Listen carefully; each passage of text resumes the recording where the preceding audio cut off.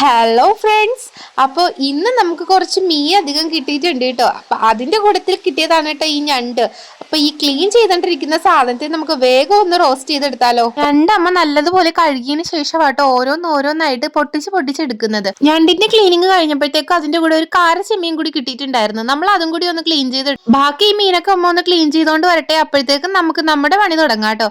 അപ്പോൾ നമ്മൾ ഇതിനാവശ്യമായിട്ടുള്ള ഇൻഗ്രീഡിയൻസ് എന്തൊക്കെയാണെന്ന് കാണാം. ആദ്യം തന്നെ നമ്മൾ ചട്ടി ചൂടാക്കിയിട്ട് അതിനകത്തേക്ക് നമ്മുടെ വെളിച്ചെണ്ണ ഒഴിച്ചു കൊടുത്തിട്ട് ഉലുവയിട്ട് പൊട്ടിച്ചതിന് ശേഷം നമ്മൾ വേപ്പിലയും പച്ചമുളകും ഇഞ്ചിയും വെളുത്തുള്ളിയും ഉള്ളിയും സവോളയും ഇട്ട് നന്നായിട്ടൊന്ന് വഴറ്റിയെടുത്തതിന് ശേഷം ഉപ്പും മഞ്ഞൾപ്പൊടി ഇട്ട് നന്നായിട്ടൊന്ന് വഴറ്റുക കേട്ടോ. ഒരു തക്കാളിയുടെ പകുതി കൂടി ഇട്ടിട്ട് നന്നായിട്ടൊന്ന് ഇളക്കി കൊടുത്തതിന് ശേഷം നമ്മുടെ പൊടികൾ കൂടി ആഡ് ചെയ്ത് കൊടുക്കാം. മല്ലിപ്പൊടി, മുളക് പൊടി, മസാലപ്പൊടി, കുരുമുളക് പൊടി കൂടി ഇട്ടിട്ട് നന്നായിട്ടൊന്ന് ഇളക്കി കൊടുക്കാം കേട്ടോ. നമ്മുടെ മസാലയുടെ പച്ചക്കുത്തലൊക്കെ ഒന്ന് മാറിയതിന് ശേഷം നമ്മൾ കുറച്ച് വെള്ളം കൂടി ആഡ് ചെയ്ത് കൊടുത്തിട്ട് നന്നായിട്ടൊന്ന് മിക്സ് ചെയ്തെടുക്കുക. നമ്മുടെ ആ കാരച്ചെമ്മിന് ഇത്തിരി വേവ് കൂടുതലായതുകൊണ്ട് നമ്മൾ അതും കൂടി ഇട്ട് ഒന്നുകൂടി മിക്സ് ചെയ്തെടുത്തതിന് ശേഷം നമ്മുടെ ഞണ്ടും ഇട്ടിട്ട് നന്നായിട്ടൊന്ന് വേവിച്ചെടുക്കാം.